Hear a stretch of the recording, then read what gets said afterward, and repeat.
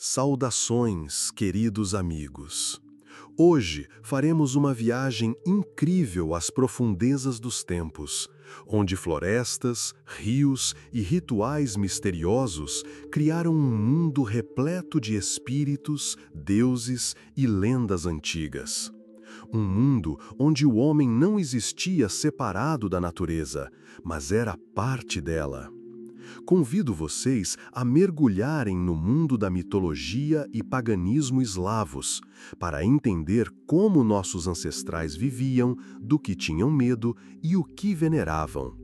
Será uma jornada interessante ao passado, que nos ajudará a entender melhor a nós mesmos.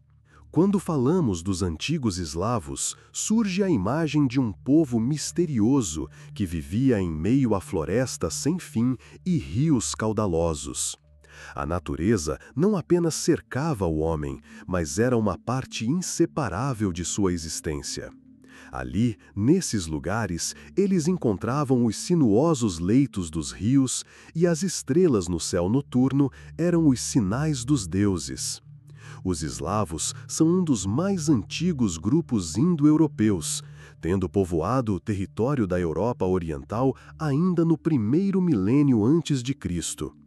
Eles não construíam cidades grandiosas, mas seus assentamentos de madeira, fortificados com paliçadas, viviam e respiravam junto com a floresta.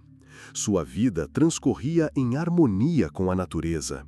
O trovão no céu era a ira de Perun, a terra fértil era o seio da Mãe Terra, e o fogo na lareira era a bênção de Svarog. Os eslavos viviam em comunidades de clãs, onde os anciãos lideravam a vida da tribo e a crença em espíritos e deuses ditava seu cotidiano. Suas lendas eram transmitidas de geração em geração, de contadores de histórias.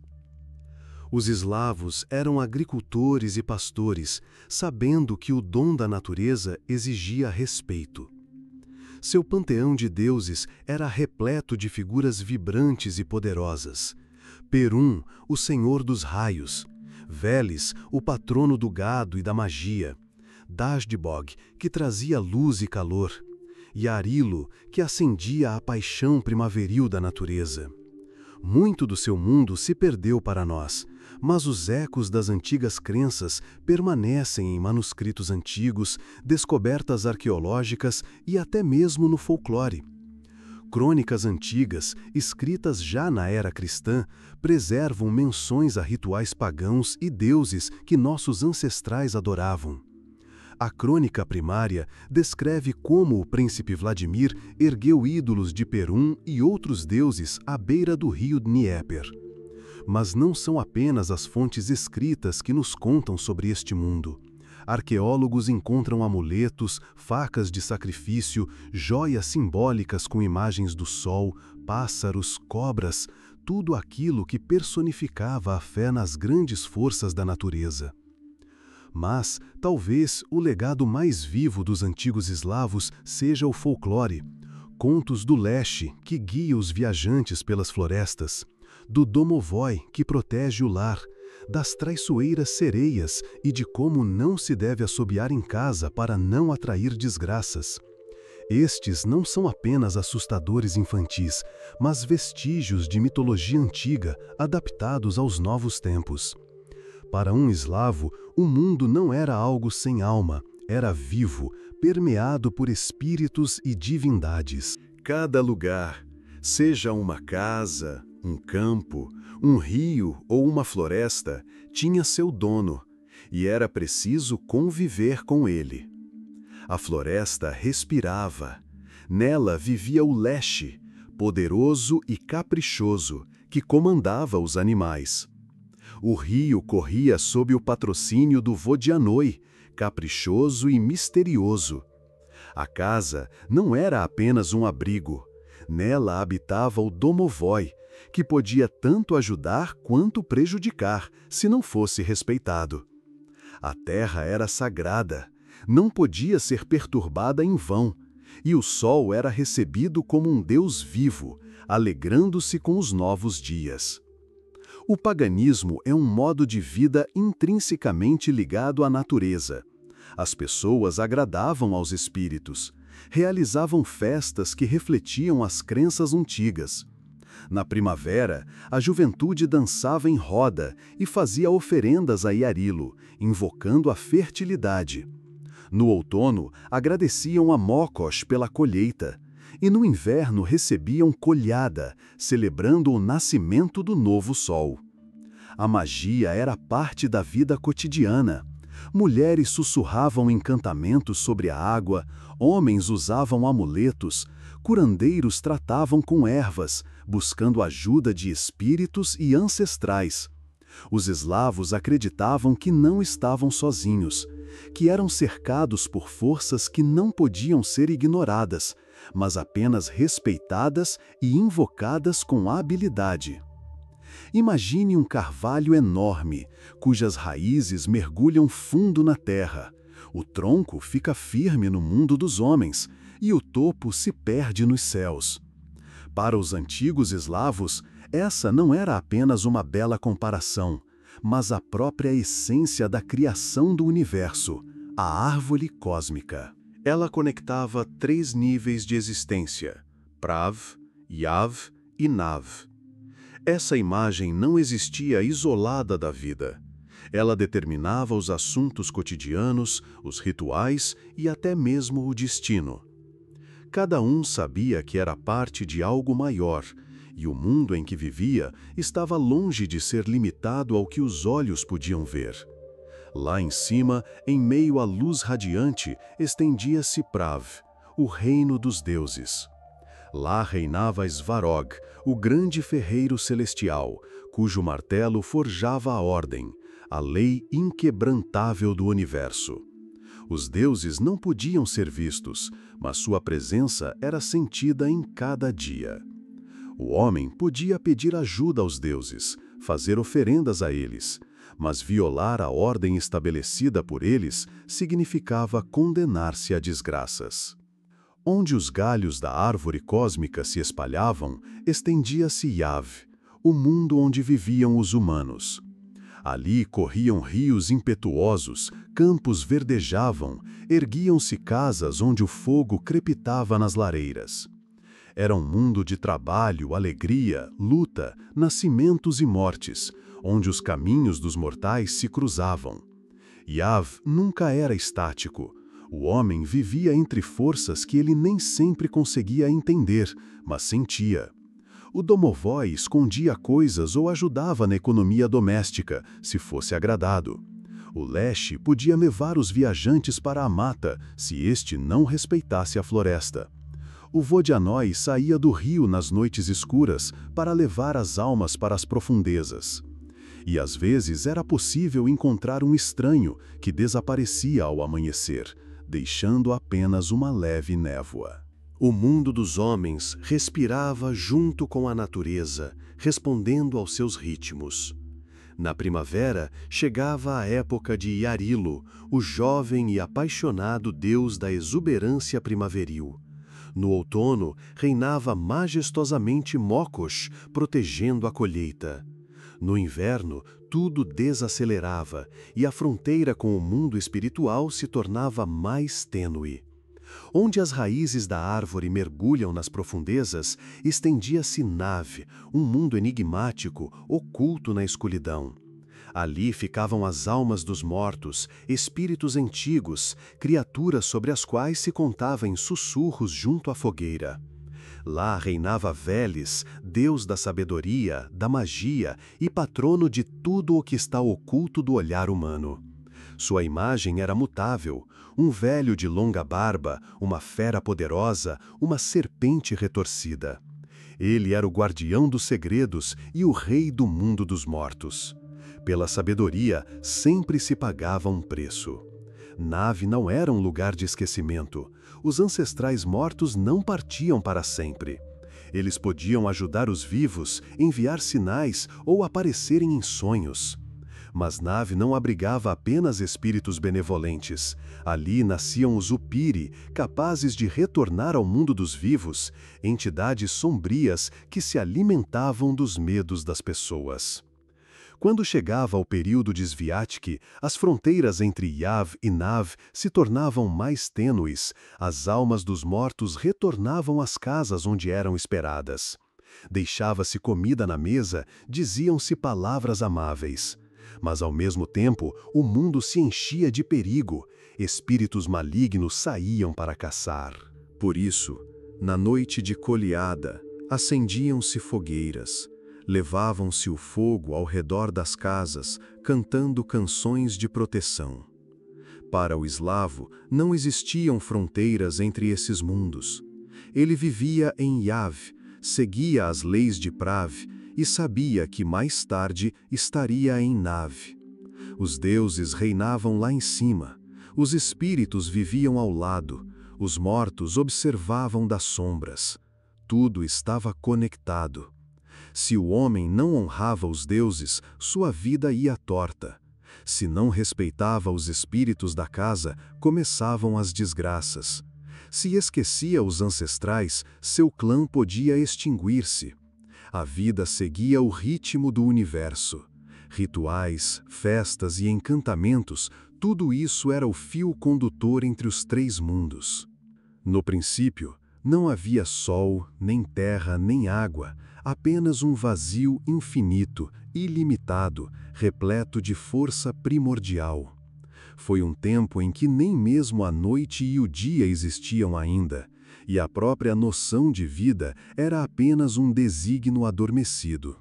Mas nessa grande abismo despertou a vontade de Hod, a primeira essência divina, aquele que deu início a tudo.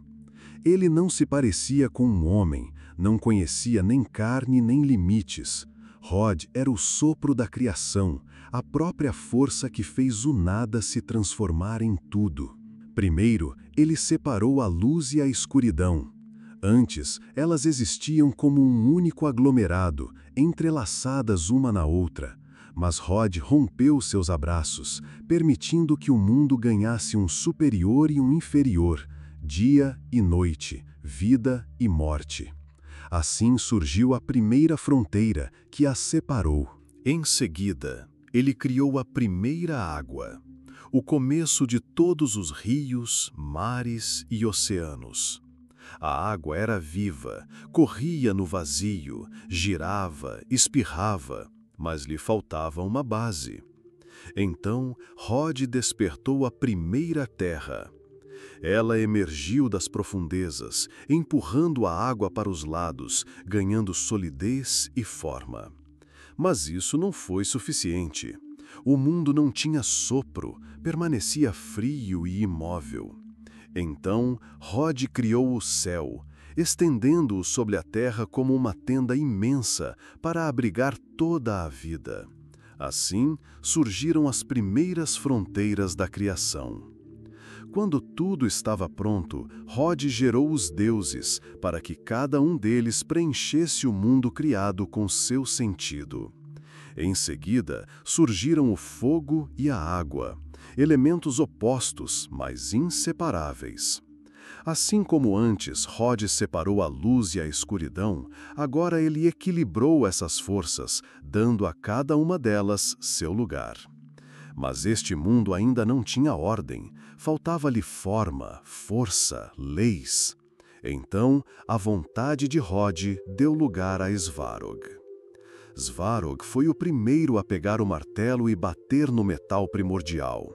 Ele não apenas criava, mas forjava, unia, fortalecia, transformando o caos em ordem, o sem-sentido em algo sólido e eterno. Diziam que sua forja era ouvida no próprio coração da criação. Quando ele erguia seu martelo, o céu era iluminado por chamas, e quando batia, o trovão ressoava. Svarog concedeu aos homens o ofício de ferreiro e a capacidade de criar coisas que pudessem resistir às provações do tempo. Mas Svarog não era apenas um ferreiro. Ele se tornou aquele que estabeleceu as primeiras leis, para que o mundo não permanecesse em caos eterno. Sua criação não são apenas armas, muros fortes e ferramentas, mas a própria ordem das coisas. Ele forjou regras sagradas que deviam ser observadas por deuses e homens. De Svarog, a força fluía em cada chama que se acendia na lareira, em cada lâmina forjada pelas mãos de um mestre, em cada casa construída sobre uma fundação sólida. Qualquer um que trabalhasse, que transformasse matéria-prima em algo significativo, que criasse com as mãos e a mente, estava sob o patrocínio de Svarog. Mas sua força não se manifestava apenas na forja. O fogo celestial, a vida e a energia também eram sua personificação. O sol que aquece a terra, a luz das tochas que protegem da escuridão, as faíscas que dançam na lareira, tudo isso eram vestígios da presença de Svarog. Os eslavos acreditavam que Svarog fez um acordo com os céus, fazendo o sol seguir um caminho estabelecido. Ele forjou a própria roda celestial, que girou, trocando o dia e a noite, governando o tempo e o destino. E por isso ele era venerado não apenas por ferreiros, mas também por guerreiros, agricultores, governantes. Ele era o patrono daqueles que trabalham, constroem e criam, que vivem não na destruição, mas em harmonia com o mundo. Quando o ar se enchia de tensão e as primeiras gotas de chuva caíam sobre a terra, as pessoas ficavam paradas em expectativa. E eis que o céu é rasgado por um clarão ofuscante, e em seguida ressoa um trovão, como se a própria terra tremesse. Este é Perun, o deus temível dos raios, que cavalga pelos céus em sua carruagem, esmagando inimigos e lembrando ao mundo que a justiça é mais forte que as trevas. Perun era o patrono dos guerreiros e governantes. Sua força se lançava em batalha como uma tempestade. Seu julgamento era proferido sem demora. Ele era para aqueles que viviam com honra e inspirava os guerreiros prontos para defender sua terra. Não o temiam, confiavam nele. Nenhum inimigo podia resistir ao machado de Perun, forjado pelo próprio Svarog. Quando ele o arremessa, o raio, com um estrondo ensurdecedor, atinge o alvo, e a arma retorna à sua mão, pronta para o próximo golpe. Antes da batalha, os guerreiros se voltavam a ele em busca de força. Pediam que suas mãos não tremessem, que o inimigo caísse primeiro, que suas armas atingissem com precisão. E se fosse para cair, que fosse dignamente, sob sua proteção. As árvores sagradas de Perun eram os carvalhos majestosos, sob cujas copas se realizavam rituais, faziam-se oferendas, prestavam-se juramentos. Os guerreiros, partindo para a campanha, juravam fidelidade a Perun. Se uma pessoa dava sua palavra sob sua proteção, ela não podia mais recuar. Caso contrário, o trovão a alcançaria e o raio queimaria tudo o que ela construiu. Quando a inimizade se arrastava, quando o mundo tremia à beira da guerra, os mais fortes se reuniam sob o carvalho de Perun para decidir quem estava certo. A decisão não podia ser contestada, se dada diante de Perun. Então, assim devia ser. Perun exigia não palavras, mas ações. Sua benevolência não podia ser comprada, apenas merecida. Oferendas lhe eram feitas em momentos que exigiam poder, antes da batalha, durante uma grande tempestade, como sinal de penitência por uma promessa quebrada. As mais valiosas eram as oferendas de sangue. Nos tempos antigos, quando o paganismo ainda prevalecia na Rússia, bois, animais fortes e poderosos, símbolos de guerreiros, podiam ser sacrificados a ele. Seu sangue escorria junto às árvores sagradas, indo para a terra. Assim, o povo pedia a Perun proteção e vitória. Houve tempos em que os príncipes, especialmente antes de grandes batalhas, faziam sacrifícios humanos. Podiam ser prisioneiros de guerra ou criminosos, aqueles que já se condenavam à morte, eram entregues a Perun. Armas arremessadas no fogo se tornavam um dom para o deus, um símbolo da prontidão para lutar em nome da verdade. Um dom especial para Perun era o fogo. As fogueiras acesas em sua honra queimavam longamente, alto, e em suas chamas queimavam-se os dons, pão, mel, carne. Era uma transmissão de força, um sinal de que as pessoas estavam prontas para dar parte do seu, se ele as ajudasse no momento decisivo. E se alguém quebrava um juramento para Perun, o castigo. Ele próprio podia se tornar uma vítima. Um raio que atingia uma casa era considerado um sinal de que o deus estava cobrando o seu, e isso era mais assustador do que qualquer batalha. Perun não apenas atingia inimigos, ele dava poder aos que o mereciam. Os príncipes sabiam, sem sua bênção, eles eram apenas homens, e com ela, guerreiros que conduziam o povo. Quando o príncipe Vladimir governava Kiev, Perun pairava sobre a cidade. Seu ídolo se erguia, lembrando a todos que só se podia governar com força, com honra, sem medo. As pessoas lhe faziam oferendas para merecer sua proteção, e enquanto ele estava satisfeito, o mundo se mantinha. Mas o poder sem justiça não vale nada. Perun não punia apenas os fracos. Ele podia se afastar também do príncipe, se este traísse o povo. E então as desgraças começavam.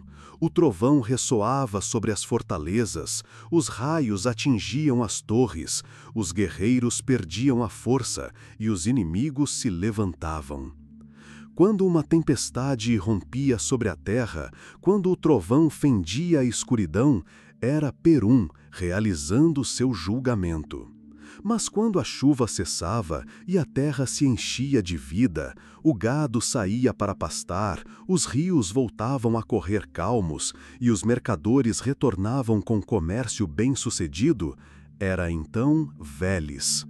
Se Perun era o trovão, Veles era a nuvem que enchia a terra com chuva.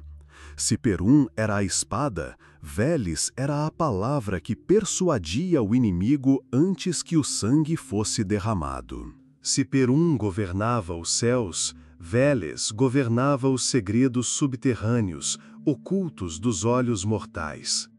Ele andava entre os mundos, conhecendo saberes que ninguém mais podia compreender. Veles não era apenas o patrono do gado e da fertilidade. Sua força residia nos segredos da criação. Ele conhecia os segredos das ervas, dos encantamentos, dos caminhos ocultos que levam do mundo dos vivos ao mundo dos mortos. Foi Veles que deu aos homens a capacidade de ver além do óbvio, de entender o oculto, de sentir o que é inacessível ao olho comum. Ele era venerado pelos contadores de histórias, aqueles que conheciam o poder da palavra e os significados que se escondiam por trás dela. Ele abria caminhos para as pessoas, mas não lhes dava caminhos fáceis. Aqueles que queriam conhecer sua sabedoria deviam buscar respostas não na força, mas na razão. Onde havia rebanhos, ali estava Veles. O gado entre os eslavos não era apenas fonte de alimento, era um símbolo de prosperidade, bem-estar, capacidade de alimentar a família. Foi Veles que o protegeu de pragas, predadores e espíritos malignos.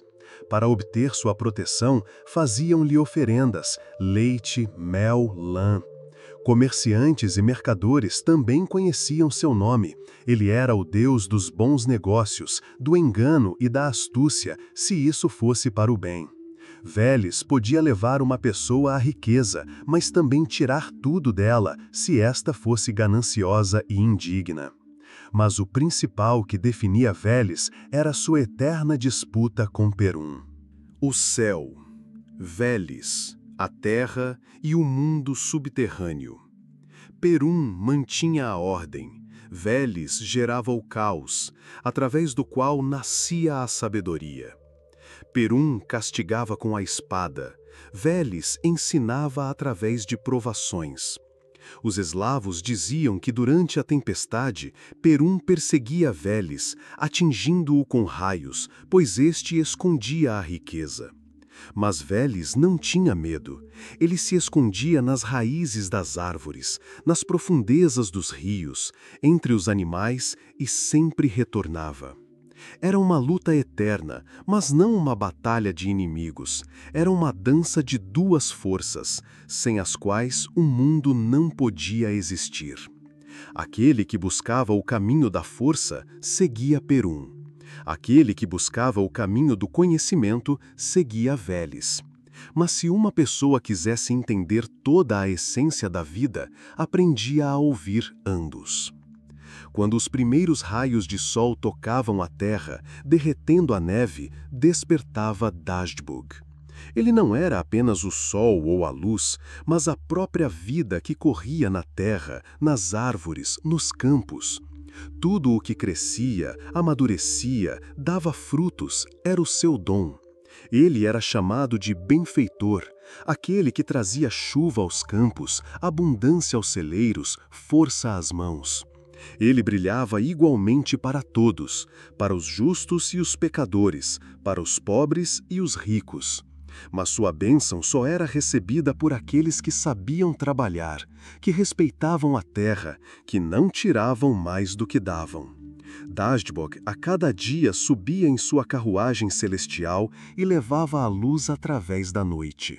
Ele se retirava para a escuridão, para as profundezas sombrias, para de manhã trazer a luz novamente.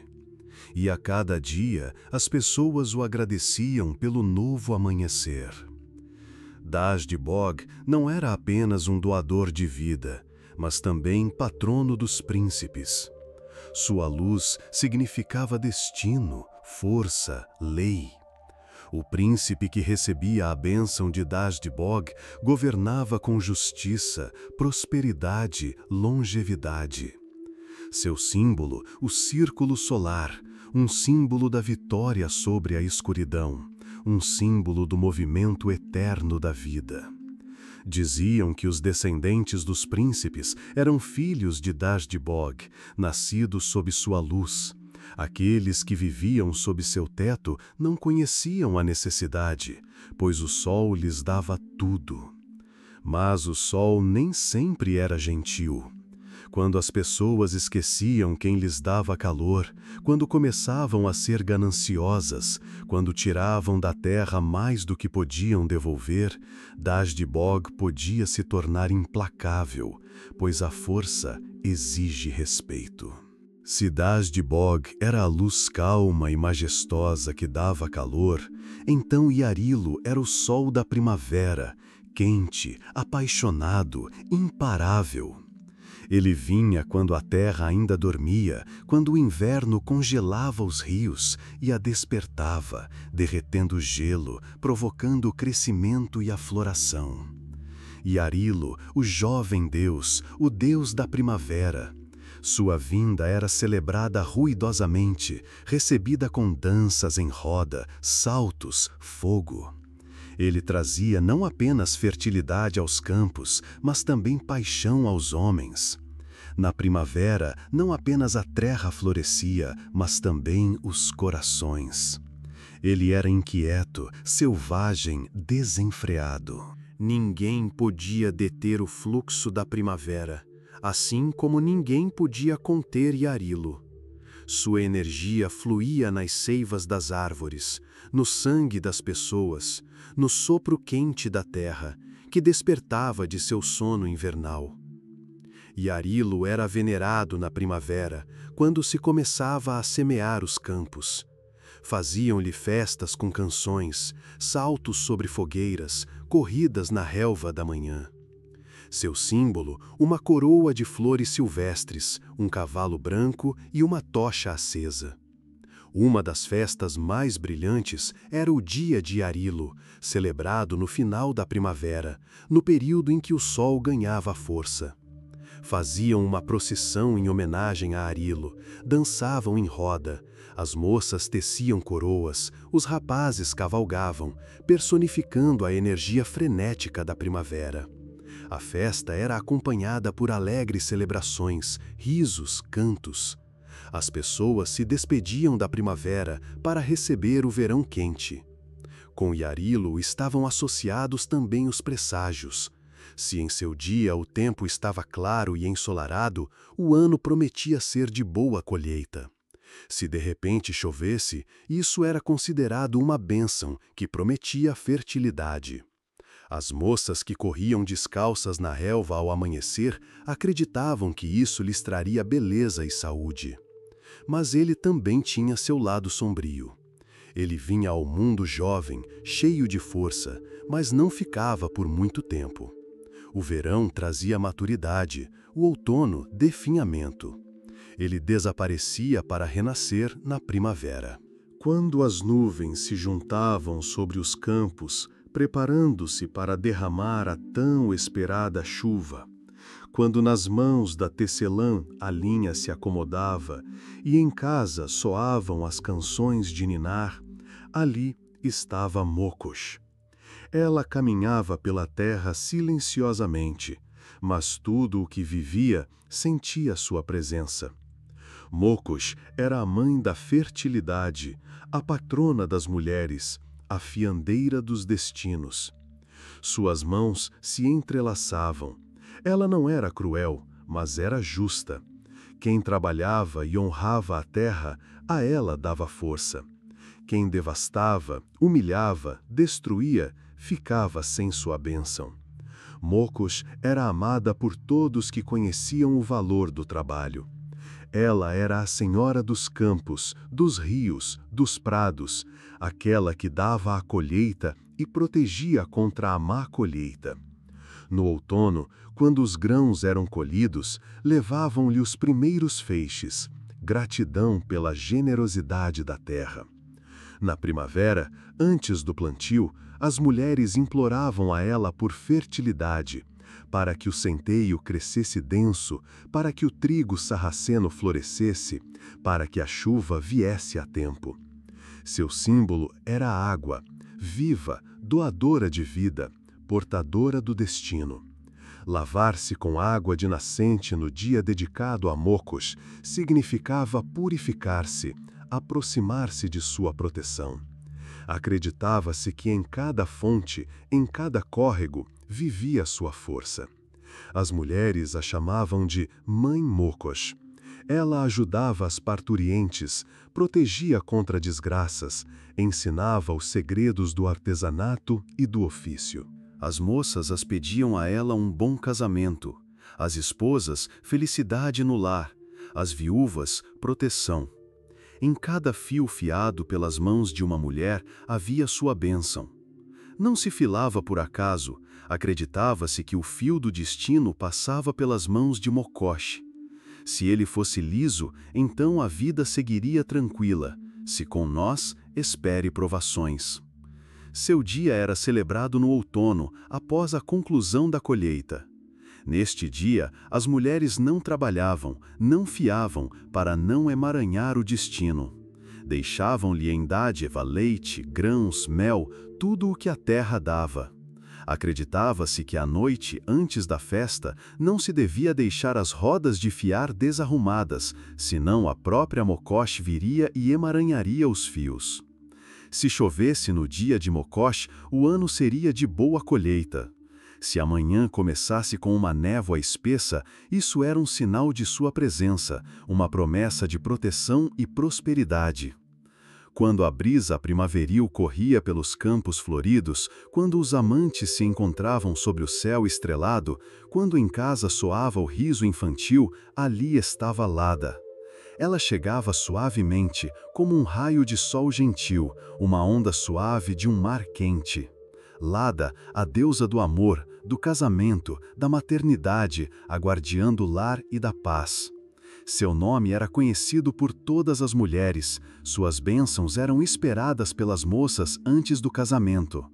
Onde Lada reinava, não havia discórdias, havia paz, harmonia, entendimento mútuo. Ela era aquela que unia corações, que ajudava os cônjuges a viverem em acordo, que dava às mulheres a força de amar e proteger o lar. Mas Lada não estava sozinha. Era acompanhada por Lelja, jovem, alegre, despreocupada. Se Lada é o amor maduro e sábio, forte como um carvalho, então Lelja é a primeira paixão, o fogo primaveril no coração, a dança leve da felicidade. Lelja, a deusa da beleza feminina, da juventude, da pureza. Sua imagem são coroas de flores, riso sonoro. As moças se voltavam a ela quando esperavam seu amado. Pediam que ela lhes enviasse o amor. Ela respondia àqueles que sabiam sonhar, que não tinham medo de sentimentos, que abriam o coração para o novo. Lada e Lelja eram homenageadas com festas de verão. Quando a natureza florescia, quando o mundo estava repleto de vida, a noite de Kupala, uma das principais festas em sua honra. Soltavam coroas na água, acreditando que se a coroa flutuasse longe, significava que em breve encontrariam seu amado. Lelja era invocada em rodas de dança, pulavam sobre fogueiras, pediam que ela concedesse o amor feliz.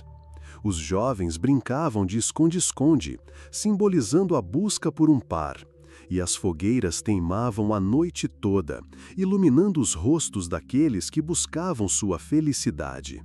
Mas o amor não é apenas paixão, é também lealdade, cuidado, entendimento mútuo. Aqui reinava Lada. Por ela rezavam as esposas, para que os maridos fossem fiéis, para que os filhos crescessem saudáveis, para que houvesse paz no lar. Em sua honra, colocavam bonecas amuleto, simbolizando o cuidado e a proteção materna. Acreditava-se que se na família soavam frequentemente brigas, significava que Lada havia se afastado e era preciso trazê-la de volta. Para isso, a dona da casa acendia uma vela, colocava-a no altar e pedia aos deuses que abençoassem novamente sua família. O panteão eslavo não se limitava apenas aos grandes deuses que governavam o sol, o trovão ou a fertilidade. Havia outras forças, menos conhecidas, mas não menos importantes. Elas governavam os ventos, o fogo, a luz noturna, ligavam os mundos, guardavam as fronteiras. Stribog, Simargl e Hors tinham seu lugar neste mundo, suas leis e seu papel. Sem eles, o mundo não poderia ser como era conhecido pelos ancestrais. Quando os ventos sopravam sobre os campos, quando o furacão rugia, mas todos sentiam que viviam à beira da terra, onde o mundo tocava vastos espaços, de onde nasciam correntes de ar. Ali estava Stribog. Ele podia ser gentil, leve, trazendo frescor em um dia quente, mas podia se transformar em uma tempestade furiosa, esmagando os campos, virando navios contra as costas inimigas. Os agricultores imploravam para que ele não destruísse as plantações, para que fosse misericordioso. Ele vinha quando queria, ele partia quando ele mesmo decidia. Ele não era agradado. Simargl era aquele que governava essa força, o fogo.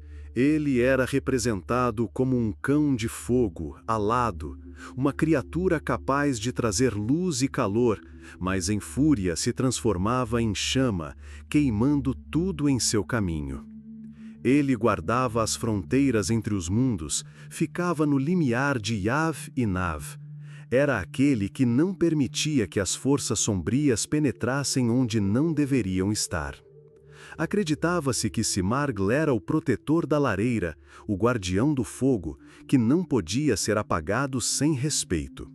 Sua chama era pura, sagrada, queimava nos altares durante os rituais, purificava almas, afastava espíritos malignos.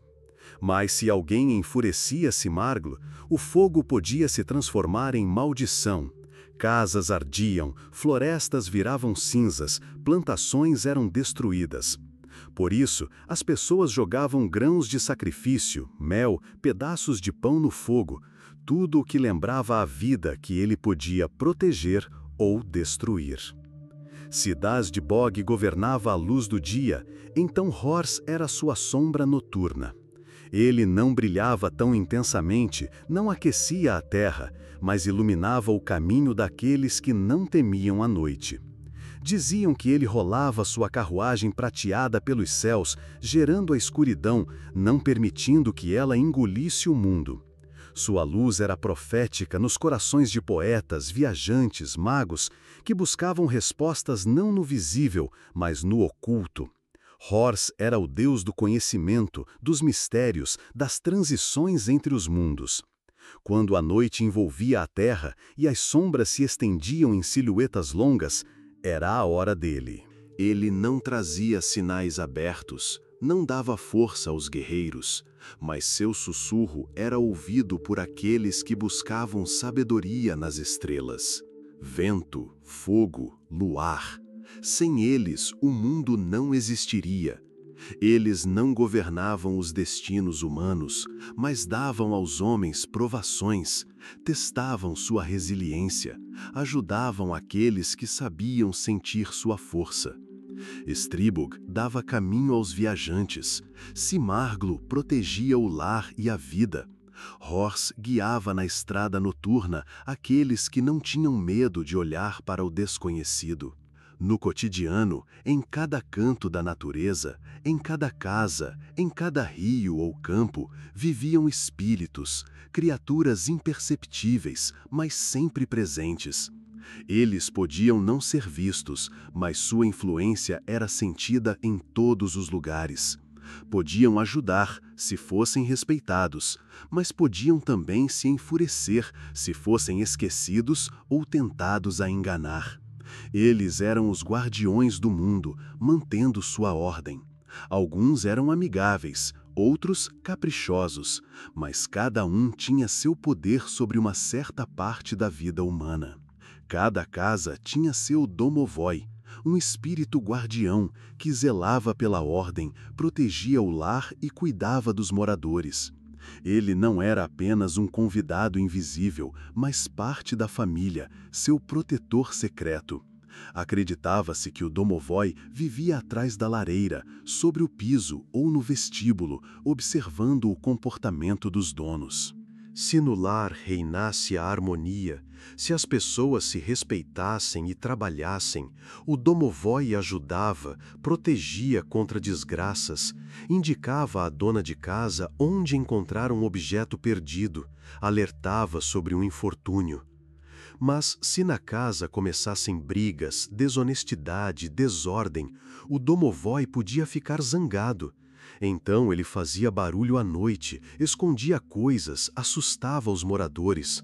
No pior dos casos, ele podia até ir embora, e então a casa se tornava vazia e infeliz. Se à noite ouvíssemos passos leves, rangidos no piso, sussurros, significa que o domovoi está verificando se tudo está em ordem. Se ele toca suavemente no sono, espere boas notícias. Se puxa o cabelo, haverá uma conversa desagradável. Se o gato olha para o vazio e se comporta inquieto, significa que o domovoi está insatisfeito com algo. Antes de uma longa viagem, pedíamos sua bênção para o caminho. Para isso, deixávamos um pouco de comida para ele. Também não se pode deixar de mencionar o presságio conhecido até hoje: não assobie em casa, não haverá dinheiro. Esse presságio está ligado à crença no domovoi. Acreditava-se que o assobio o perturbava, impedia seu descanso e também podia atrair a força maligna que levaria embora a sorte e a prosperidade. O vento, provocado pelo assobio, simbolizava agitação e ruína. A floresta, para os eslavos, era um mundo vivo, respirando, onde cada árvore, animal e trilha tinha seu próprio espírito. O soberano de tudo isso era o Leshy, o guardião da floresta, seu dono e senhor. O Leshy era uma criatura mutável. Podia ser enorme, podia se tornar pequeno, podia andar sem deixar rastros, ou podia se transformar em árvore ou animal. Sua tarefa era cuidar da floresta, proteger seus habitantes, garantir que as pessoas não tirassem mais do que lhes era devido. Se o viajante respeitava a natureza, pedia permissão à floresta, não derrubava árvores desnecessariamente, o Leshy podia ajudar. Ele podia conduzir ao lugar certo, dar uma boa caça. Mas se o homem agia com ganância, sem pensar, quebrava galhos, estragava a floresta, então o Leshy bloqueava as estradas, guiava em círculos, assustava com vozes e risadas na mata. Se na floresta de repente os pássaros e os animais ficavam em silêncio, significa que o Leshy está perto. É melhor não fazer barulho para não irritá-lo. Se alguém se perde, anda em círculos, retorna ao mesmo lugar, significa que o Leshy o está guiando. Para sair, recomendava-se virar a roupa do avesso ou virar os sapatos, para confundir seus encantos. Se à noite ouvíssemos risos, sussurros ou passos, eram as travessuras do Leshy. Ele nem sempre desejava mal, às vezes apenas brincava. Para agradar o Leshy, deixavam-lhe um pedaço de pão, um pouco de sal, às vezes uma moeda, especialmente se um caçador ou lenhador fosse para a mata. Também, para afastar o mal, as pessoas batiam na madeira. Acreditava-se que nos árvores viviam espíritos, e a batida podia afastar o mal-olhado ou a praga. Essa batida na madeira invocava a proteção do espírito. Também podia ser um sinal de respeito ao Leshy para que ele não atrapalhasse o caminho. Se a floresta era o reino do Leshy, então as águas pertenciam ao Vodianói. Ele sentava nas profundezas escuras, conhecia todos os segredos dos rios e pântanos, governava as correntes, decidia quem a água aceitaria e quem rejeitaria. Ao seu lado, nos juncos costeiros e em vegetação subaquática, habitavam as sereias, belas e flexíveis, com longos cabelos soltos. Elas podiam atrair um homem para a água, podiam ajudar ou podiam ser a causa de desgraças. Estranhas à terra, mas afins à água, elas permaneciam um mistério, sedutor e perigoso. Os eslavos acreditavam que cada rio, lago ou pântano tinha seu dono, o Vodianói. Ele não era bom ou mau, ele era o senhor da água. Só a ele se podia obter sua proteção. Geralmente, ele era representado com barba emaranhada em algas, pele verde, com guelras ou olhos de peixe. Ele podia se parecer com um velho pescador sentado nos juncos, mas isso era apenas um engano. Sua verdadeira força se escondia nas profundezas. Os pescadores sabiam: se você quer uma boa pesca, dê ao Vodianói uma moeda, pão ou sal. É como se mãos invisíveis o segurassem.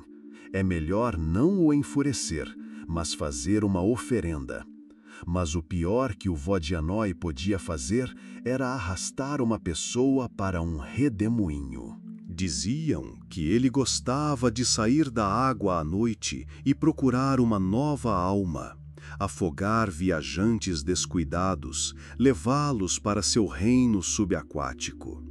Especialmente, ele caçava aqueles com a cabeça descoberta. Se uma pessoa ia ao rio sem chapéu, ela podia ser arrastada. Se a água de repente ficava escura, coberta de ondulações sem vento, o Vodianói estava perto. Se o peixe não era pego e as redes se rasgavam, o senhor do rio está zangado. É preciso agradá-lo. Nadar na lua cheia é perigoso. O Vodianói pode te puxar para as profundezas. Se ouvíssemos salpicos em água calma à noite, não é apenas um peixe, mas as travessuras de espíritos aquáticos. Ao contrário do Vodianói, as sereias não eram antigas soberanas da água. Eram almas que não conseguiam encontrar paz, ou noivas que não chegaram ao altar, ou moças que se afogaram por desgraça ou pela vontade do destino. Elas viviam em rios, lagos, lagoas e, acima de tudo, amavam as enseadas tranquilas, os juncos e os remansos escuros. Suas vozes soavam à noite. Elas cantavam, riam, chamavam os viajantes. Mas apenas quem cedesse ao seu chamado, falasse, se encantasse, seria arrastado para a água. Elas gostavam de brincar com os homens, mas raramente os deixavam voltar. Ao mesmo tempo, elas podiam ser boas. Se uma moça morresse inocentemente, mas permanecesse como sereia, ela podia proteger sua família, cuidar daqueles que amava em vida. Diziam que às vezes elas saíam à margem à noite, penteavam seus longos cabelos, suspiravam, lembrando da vida passada.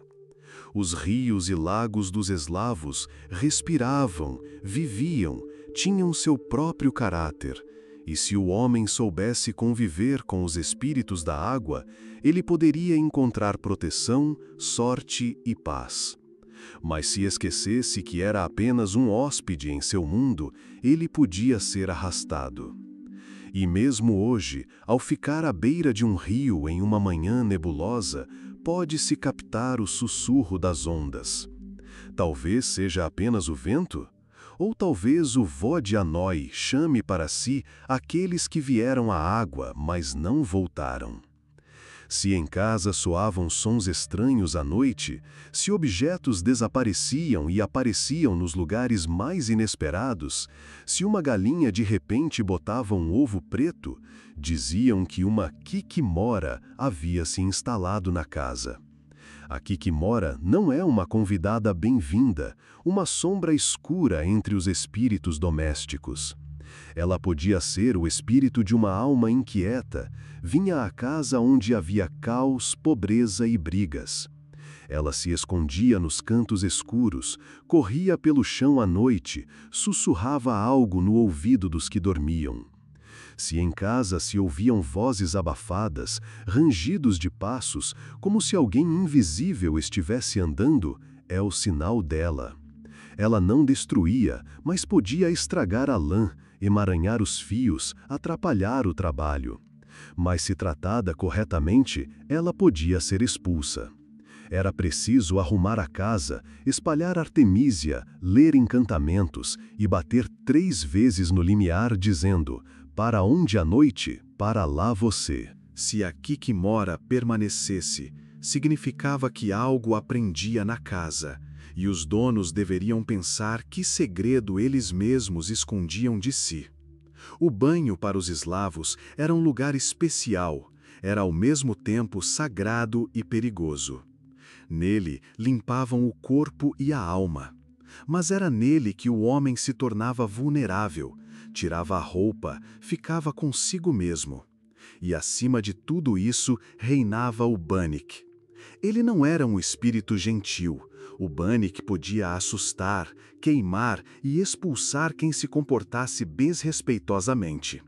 Se o banho era muito longo, muito barulhento, ele podia arremessar pedras da fornalha, espirrar água fervente, fazer as paredes rangerem de riso maligno.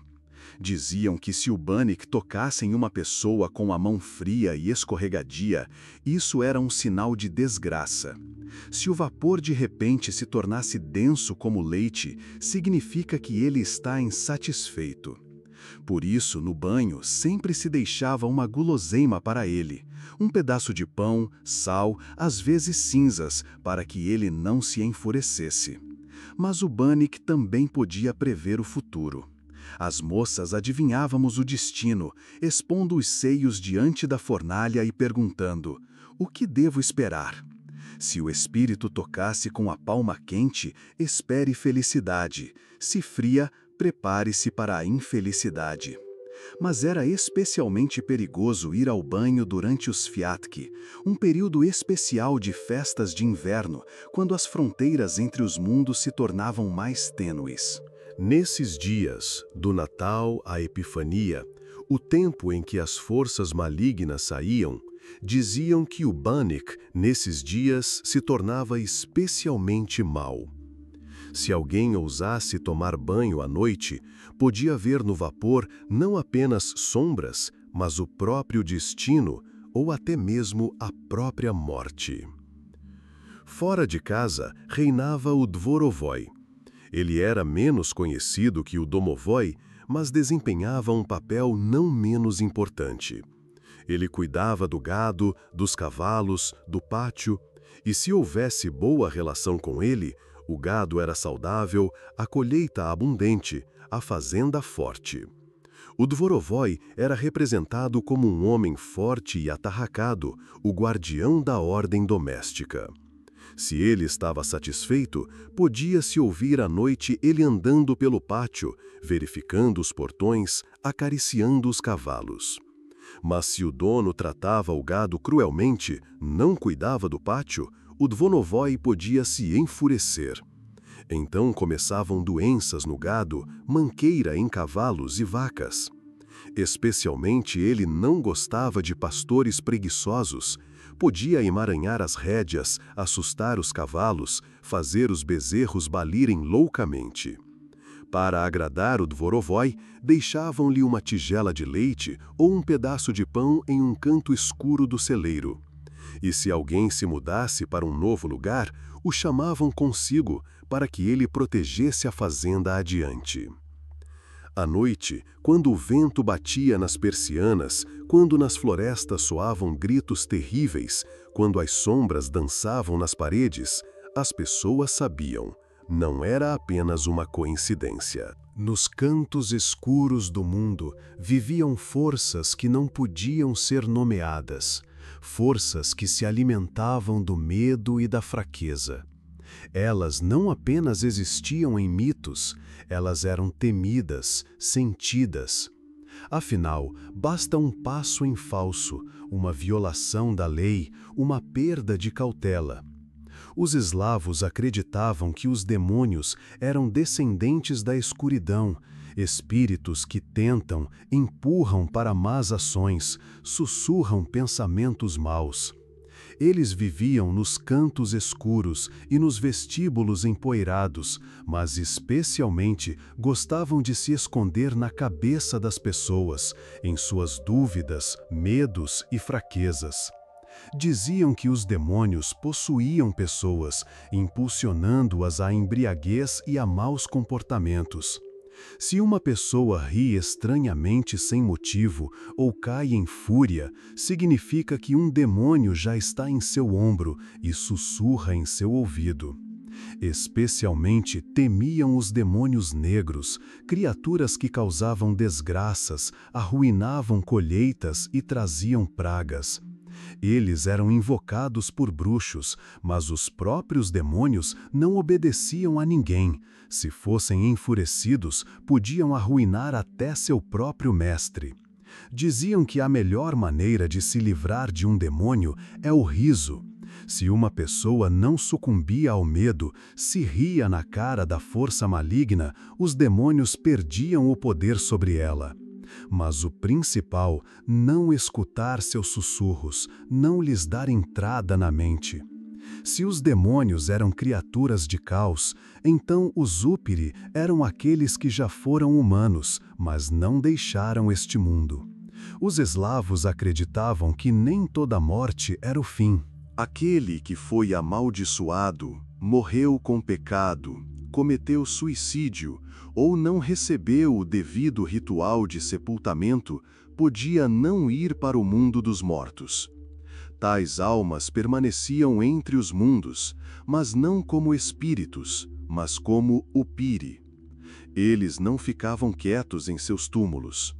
Diziam que os Upiris se levantavam da terra à noite, vagando em busca de sangue. Eles não se pareciam com vampiros ocidentais. Entre os eslavos, um upiri podia parecer um homem comum durante o dia, mas à noite se transformava em uma criatura com olhos brilhantes, pele pálida e longas garras. Especialmente temiam os upiri durante os fiatki, quando o mundo dos mortos estava mais próximo do mundo dos vivos. Podiam ser encontrados em encruzilhadas, em portões de cemitérios, em lugares remotos onde ninguém vivia. Para que um upiri não retornasse, ele era enterrado de bruços, cravava-se uma estaca de álamo em seu peito, às vezes até se cortava a cabeça. Se um upiri já estava vagando, era preciso encontrá-lo e queimá-lo, caso contrário, ele não deixaria os vivos em paz. Mas o mais terrível era considerado o encontro com um ente querido que já havia morrido. Se o falecido de repente viesse em casa, batesse na janela, chamasse pelo nome, em hipótese alguma se deve responder. Senão, ele te levará com ele. Se os demônios eram caóticos e os upiri assustadores, então os diabos eram astutos. Eles não atacavam abertamente, não assustavam, eles negociavam. Um diabinho podia aparecer na forma de um homem comum, mas com uma diferença estranha. Ele tinha cascos em vez de pés. Sua sombra caía para o lado oposto, ou os olhos brilhavam com um fogo não natural. Diziam que os diabinhos ofereciam acordos, dinheiro, poder, mas sempre em troca de algo maior. Eles podiam dar sorte a uma pessoa, mas mais cedo ou tarde vinham buscar o pagamento. Quem entrava no jogo com eles não podia mais se livrar. Mas os diabinhos não eram apenas perigosos, mas também engraçados nas histórias. Muitas vezes enganavam a si mesmos, caíam em situações ridículas, não conseguiam lidar com a astúcia dos camponeses. Por isso, não só os temiam, mas também os ridicularizavam, pois o riso os tornava mais fracos.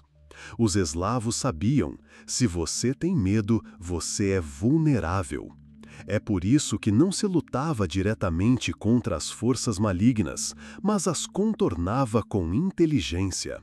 Contra os demônios, usavam amuletos e encantamentos. Acreditava-se que se uma pessoa fosse forte de espírito, os demônios não se aproximariam dela.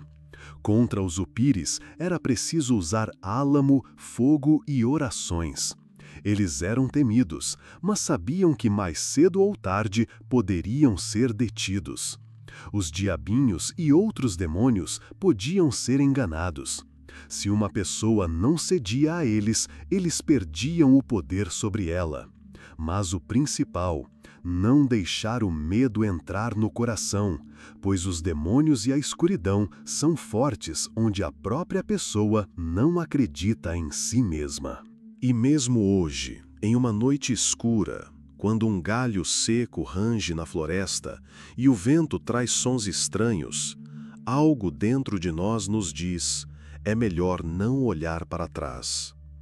Os eslavos não viviam por calendário, mas pelo ritmo da própria natureza.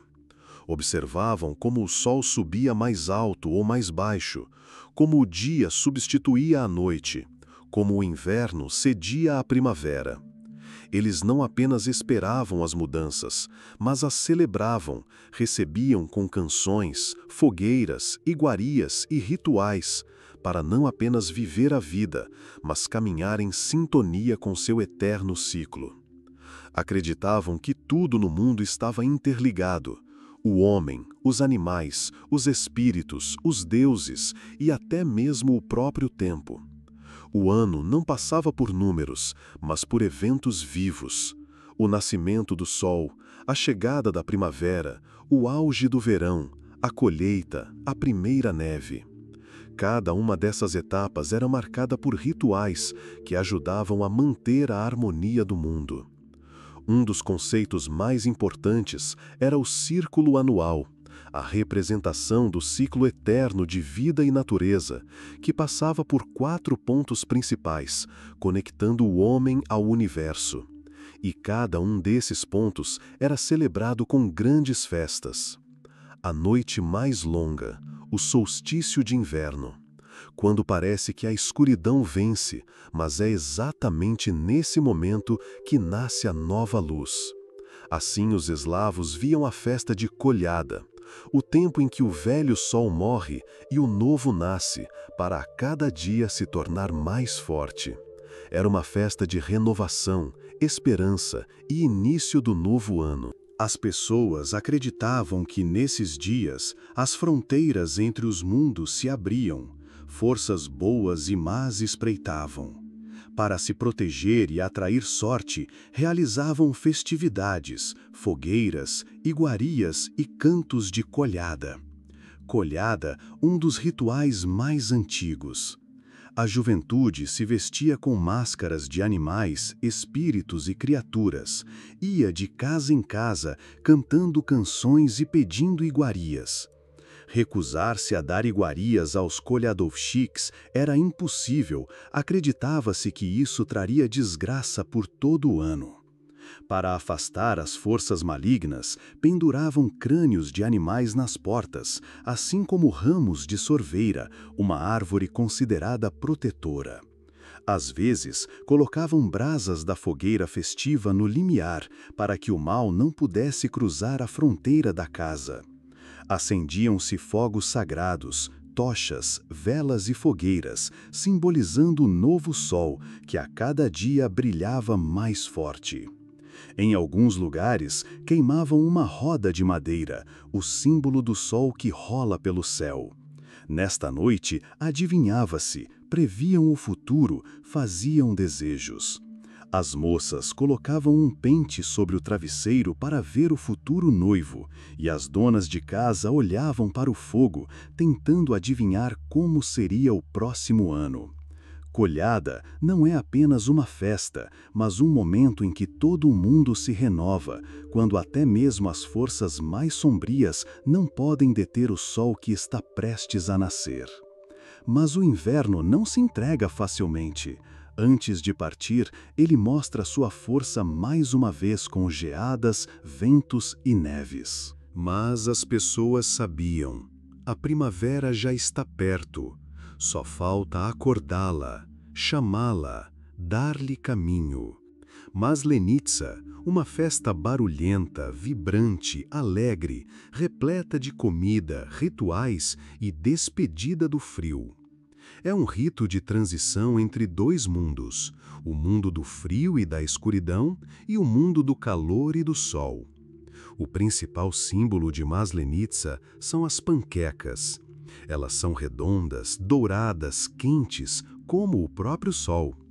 Acreditava-se que comer o máximo de panquecas possível significava absorver a força do sol, ganhar energia para todo o ano. Nas ruas aconteciam festividades, lutas de punho, passeios de cavalo, saltos sobre fogueiras. Era uma festa de diversão barulhenta e viva que deveria despertar a natureza. As pessoas se despediam do inverno queimando a efígie de Maslenitsa, uma figura enorme que simboliza o frio.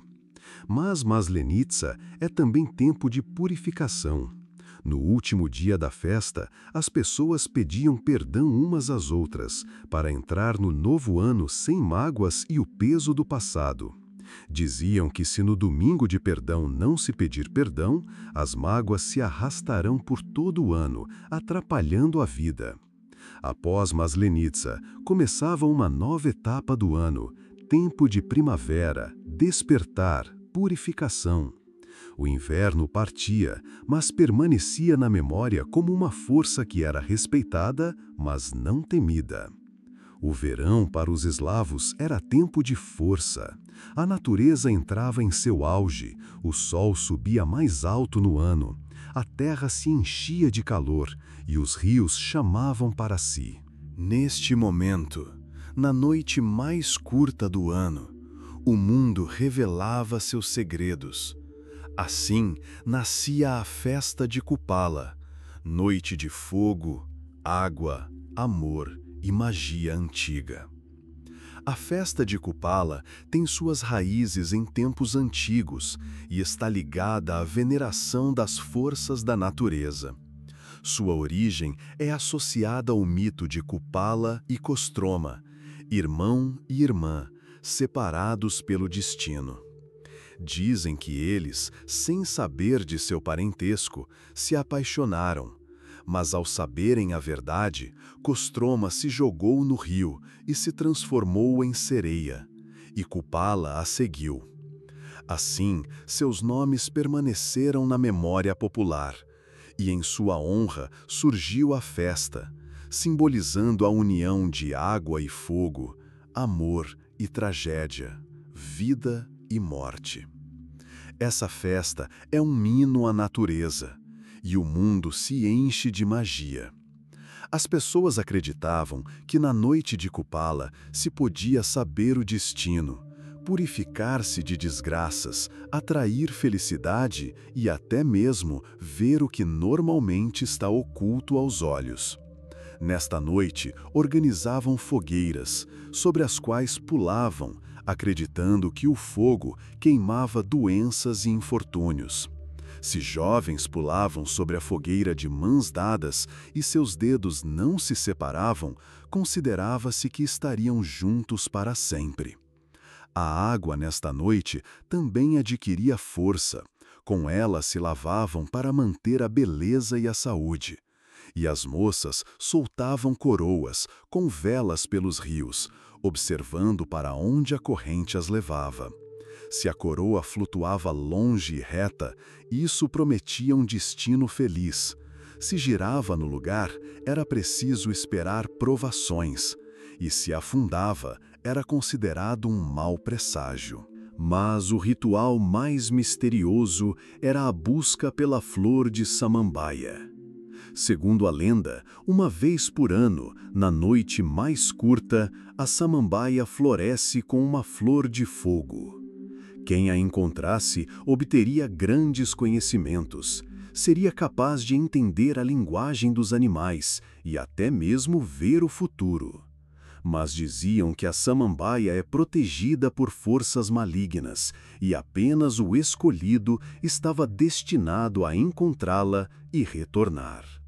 Kupala não era apenas uma festa, mas um tempo em que a natureza revelava seus segredos, e o homem podia se sentir parte de um grande mundo, repleto de magia, amor e força dos elementos. Para os eslavos, a morte não significava o fim. Uma pessoa podia deixar Yav, mas ela permanecia parte da família, do clã, do mundo. Por isso existia o Dia dos Avós, uma festa em que os vivos se lembravam, agradeciam e honravam aqueles que haviam partido. Esse dia era um tempo de conexão com os ancestrais. As pessoas acreditavam que as almas dos mortos podiam vir à casa, observar como viviam seus descendentes, abençoar ou alertar sobre desgraças. Nesse dia, organizavam uma refeição comemorativa, preparavam cacha, panquecas, kissel, colocavam um prato para os que partiram e deixavam pedaços de comida na janela, no limiar, no jardim, para que os ancestrais pudessem vir e compartilhar a refeição. Mas não era apenas um dia de memória, era um dia de conexão. As pessoas acreditavam que podiam ouvir a voz dos ancestrais, perguntar-lhes sobre o destino, sobre o futuro, sobre a proteção do clã. Para não ofender os que partiram, não se podia fazer barulho alto, brigar, falar palavrões. Os ancestrais podiam se ofender. Falar mal dos mortos também era considerado perigoso. Isso atraía desgraças. Os restos de comida não eram jogados fora, eram deixados para a noite e depois entregues à terra. Fogo, vela, fogueira eram os principais símbolos desse dia, iluminavam o caminho daqueles que vieram de Nav para observar seus descendentes. Em alguns lugares, espalhavam cinzas ou farinha no limiar e pela manhã olhavam se havia pegadas. Se sim, significa que alguém do clã realmente veio. Para os eslavos, os ancestrais eram protetores, guardiões e parte da família. Eles não eram temidos, eram venerados, pois se esquecerem seus ancestrais, podem perder a conexão com seu clã e com seu lugar no mundo. O destino para um eslavo não era uma coincidência. Era um fio que podia ser visto, sentido, às vezes até mudado. Adivinhações eram parte da vida. Com elas buscavam respostas, sinais e advertências. Olhavam as sombras no fogo, buscavam sinais no voo das aves, ouviam como o eco respondia na floresta. Encantamentos eram pronunciados em sussurros, ao vento, à água, ao pão, para atrair sorte, proteger contra desgraças, curar. Os eslavos sabiam: o destino não é apenas um predestinado por leis e dogmas escritos, mas vivia em tradições orais, rituais e costumes cotidianos. O mundo, para os antigos eslavos, era animado, repleto de espíritos e forças secretas que precisavam ser respeitadas e agradadas. Os eslavos percorreram um longo caminho desde pequenas tribos que viviam nas florestas e nas margens dos rios, até poderosos povos unidos do Báltico ao Mar Negro.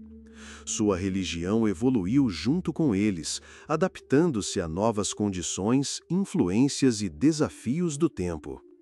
A religião eslava combinava dois níveis: grandes deuses, conhecidos por muitos povos, e espíritos locais, que eram venerados em locais específicos. Deuses do panteão principal, como Perun, Veles ou Dazdbog, eram encontrados em diferentes povos eslavos. No entanto, em algumas terras se adorava mais Perun, em outras a divindade solar, e em outros lugares se venerava especialmente a deusa do destino e da fertilidade. Juntamente com os grandes deuses, existiam espíritos das florestas, rios, casas. Em cada localidade podiam existir seus próprios patronos, conhecidos apenas pelos habitantes de uma aldeia específica. Eles não faziam parte do panteão dos grandes deuses, mas permaneciam uma parte importante da vida das pessoas. Assim, o paganismo eslavo era flexível e vivo, combinando crenças eslavas gerais com uma multiplicidade de tradições locais. Os eslavos não viviam isolados, eles constantemente contatavam com povos vizinhos, adotando inclusive representações religiosas. Um dos primeiros a influenciar os eslavos foram as tribos nômades citas, que viviam nas estepes do Mar Negro. Seus deuses, possivelmente, se refletiram no panteão eslavo. Possivelmente, foi deles que os eslavos adotaram a imagem do deus do trovão Perun como patrono dos guerreiros. Tribos germânicas também poderiam ter influenciado a religião eslava. Alguns pesquisadores encontram um paralelo entre Perun e o nórdico Thor, assim como entre Veles e o germânico Wodan, como patrono da magia. Mas essas são apenas suposições, indicando não um empréstimo direto, mas mostrando a influência de raízes indo-europeias comuns e contatos culturais. Os gregos, com os quais os eslavos vizinhavam ao sul, poderiam ter influenciado a representação das divindades solares. O culto a Dazdbog, deus da luz e da fertilidade, tem traços semelhantes ao grego antigo Hélios. No entanto, os eslavos não apenas copiavam crenças alheias, mas as reformulavam em sua própria visão de mundo, preenchendo-as com forças naturais e suas tradições. A adoção do cristianismo tornou-se um dos marcos mais significativos na história da Rus, mas não destruiu o paganismo imediatamente. A fé eslava, formada ao longo de muitos séculos, estava muito profundamente entrelaçada na vida do povo. Rituais, crenças, festas, tudo isso não podia simplesmente ser cancelado. Por isso, por muito tempo, o paganismo e o cristianismo coexistiram. O caminho para o batismo da Rus não foi fácil e estava ligado principalmente a razões políticas e econômicas. Antes do batismo, a Rus permanecia um estado pagão, onde se adorava muitos deuses. No entanto, até o final do século X, a Rus já mantinha contato ativo com o mundo cristão. Bizâncio, Polônia, Bulgária. Esses países tinham uma única religião unificadora. E a Rus, permanecendo pagã, parecia aos olhos dos estados cristãos uma potência bárbara.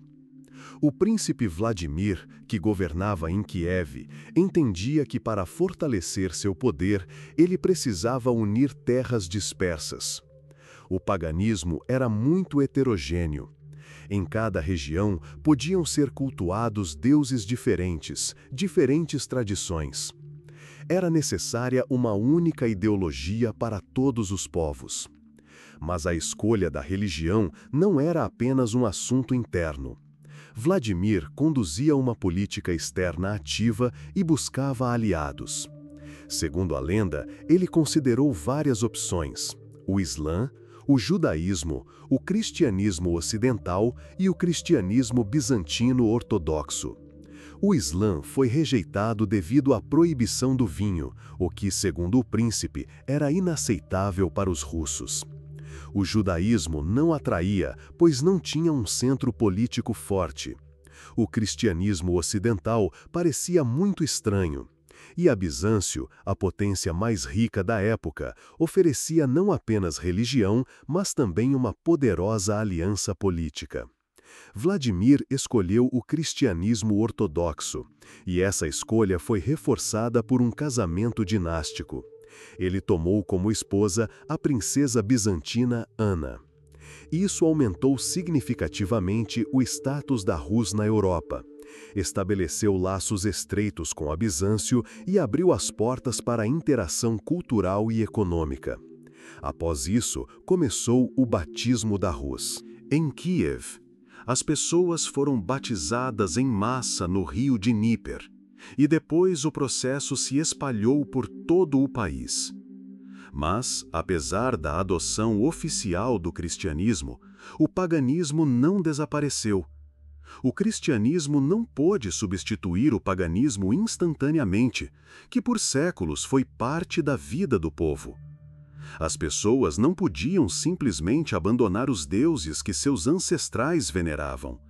Por isso, na Rus surgiu o fenômeno da dupla crença.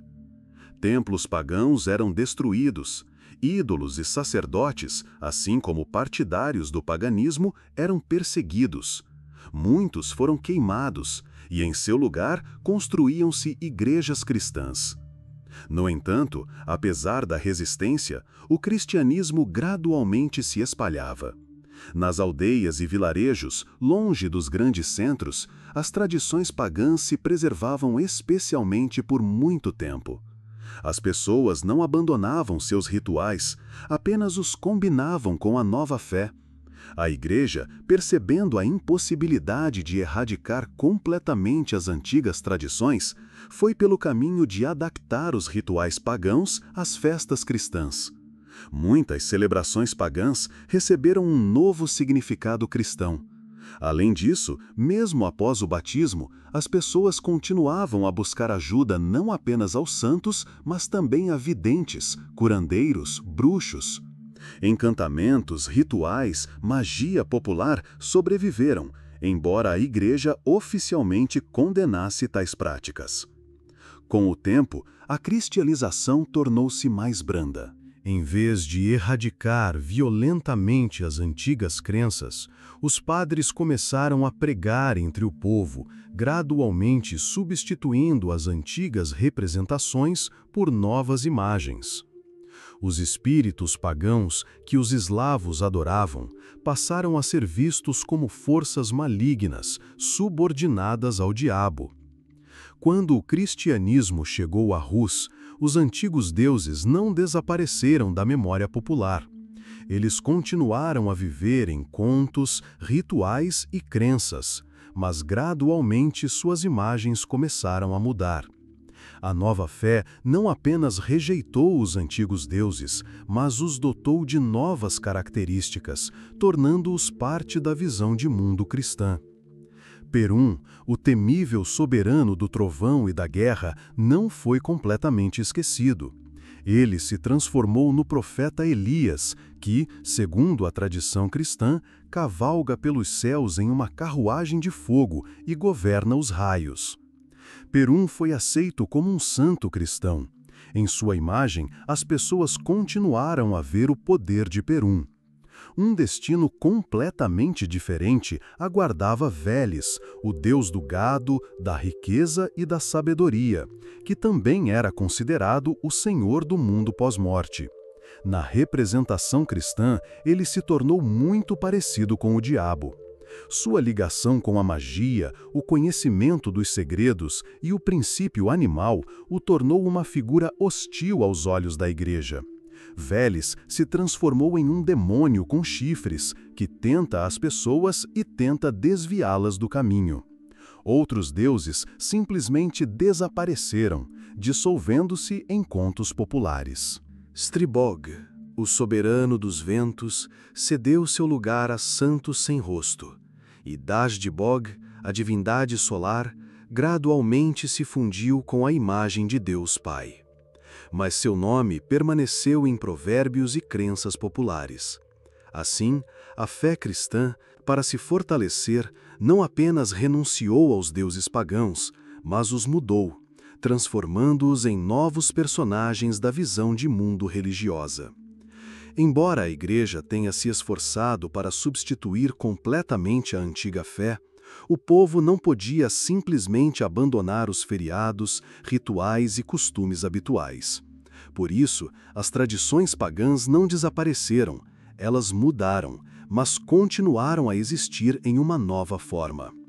Um dos exemplos mais vívidos foi a transformação da Noite de Kupala na festa de Ivan Kupala.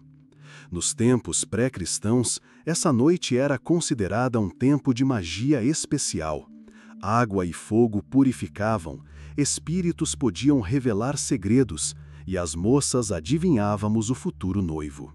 A Igreja, sem conseguir erradicar esses rituais, associou-os ao dia do nascimento de João Batista, que, segundo a tradição, batizava as pessoas na água. Assim, a festa recebeu um novo nome, mas os antigos rituais permaneceram. As pessoas continuavam a pular sobre fogueiras, a soltar coroas na água e a procurar a flor de samambaia. A Trindade também absorveu elementos de rituais pagãos. Neste dia, as moças teciam coroas e decoravam árvores, e as casas eram cobertas com grama fresca para agradar as boas forças. A Igreja explicou isso à sua maneira. Os galhos simbolizavam a descida do Espírito Santo, e as coroas se tornaram um sinal de pureza e graça. Assim, o antigo culto à natureza se tornou parte da tradição cristã. A maçã do Salvador também tem raízes pagãs. Nos tempos antigos, as pessoas levavam os primeiros frutos em sacrifício aos deuses, agradeciam-lhes pela colheita e pediam pela fertilidade futura.